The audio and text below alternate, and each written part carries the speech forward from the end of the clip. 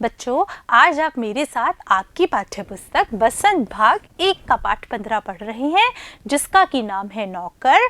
और इस पाठ को लिखने वाली लेखिका है अन्नू बंदोपाध्याय जी। बच्चों, आप मेरे साथ यह पाठ पिछले भागों में पढ़ चुके हैं।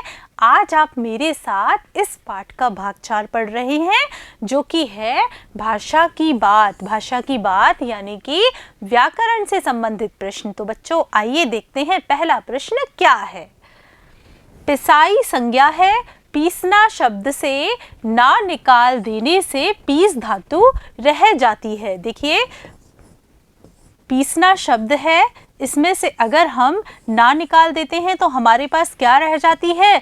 पीस धातु रह जाती है। और इस पीस धातु में हम आई प्रत्यय लगाते हैं तो क्या बन जाता है? पिसाई। क्या बन जाता है? पिसाई शब्द बन जाता है। और किसी किसी क्रिया में प्रत्यय जोड़कर उसे संज्ञा बनाने के बाद उसके रूप में भी बदलाव आ जाता है। जैसे ढोना से ढुलाई, बोना से बुआई। मूल शब्द के अंत में जुड़कर नया शब्द बनाने वाले शब्दांश को हम प्रत्यय कहते हैं। प्रत्यय हम किसे कहते हैं? जो कि किसी मूल शब्द के अंत में लगते हैं और उनका अर्थ भी परिवर्तन कर देते हैं, उन्हें हम प्रत्यय कहते हैं। नीचे कुछ संज्ञाएं दी गई हैं, बताओ ये किन क्रियाओं से बनी है। आपके सामने कुछ ये संज्ञा शब्द दिए गए हैं, आपको इनमें से क्रिया शब्द अलग करने हैं, यानी कि आपको बताना है कि इनमें क्रिया शब्द कौन कौन से हैं। हमारी संज्ञाएं हैं रोपाई, सिंचाई, कताई, कटाई, सिलाई और रंगाई। देखिए बच्चों, रोपाई में जो हमारी क्रिया है वह है रोपना, कटाई में है काटना, सिंचाई में सींचना, सिलाई में सिलना, कताई में कातना, रंगाई में रंगना। चलते हैं अगले प्रश्न की तरफ। देखते हैं अगला प्रश्न क्या है। हर काम धंधे के क्षेत्र की अपनी कुछ अलग भाषा और शब्द भंडार भी होते हैं।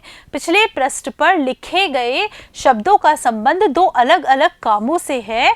पहचानो कि दिए गए शब्दों के संबंध किन किन कामों से है। यानी कि आपको इस प्रश्न में क्या करना है कि आपके सामने कुछ शब्द दिए गए हैं, उनका संबंध बताना है कि ये किस काम से संबंधित है। देखिए, रोपाई, सिंचाई और कटाई ये किस कार्य से संबंधित है?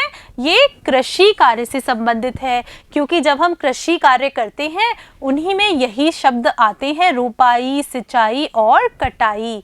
फिर देखिए, कताई, सिलाई और रंगाई ये किस क्षेत्र से संबंधित है?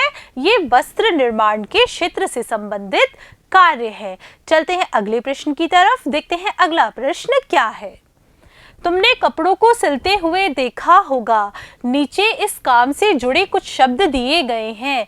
आसपास के बड़ों से या दर्जी से इन शब्दों के बारे में पूछो और इन शब्दों को कुछ वाक्यों में समझाओ। बच्चों, हमने कपड़े सिलते हुए तो सबको ही देखा होगा, क्योंकि हम सब कपड़े पहनते हैं और जो कपड़े हैं वो सिलकर ही तैयार किए जाते हैं। उन्हें तैयार कौन करता है? उन्हें तैयार दर्जी करता है। तो आपके इस प्रश्न में आपको सिलाई से संबंधित कुछ शब्द दिए गए हैं।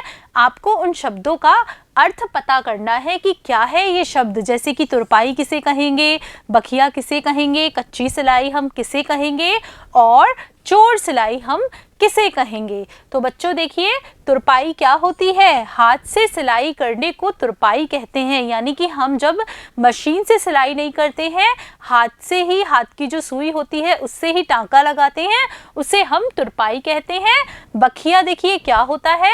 मशीन से जो सिलाई की जाती है उसे हम बखिया कहते हैं। कच्ची सिलाई क्या होती है?